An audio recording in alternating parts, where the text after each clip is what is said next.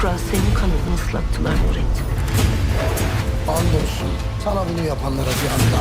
Her şeyin tek suçlusu sizsiniz. Ne yaptınsa ağam için yaptın.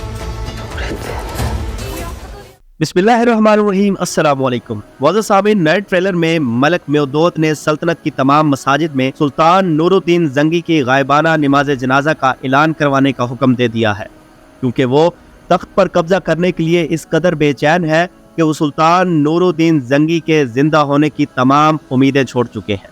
मगर सलाहुद्दीन अयूबी इस बात का अहद करते हैं कि वो हर शय का हल सुल्तान नूरुद्दीन जंगी के पास है और अल्लाह के हुक्म से मैं उनको ढूंढ लूँगा।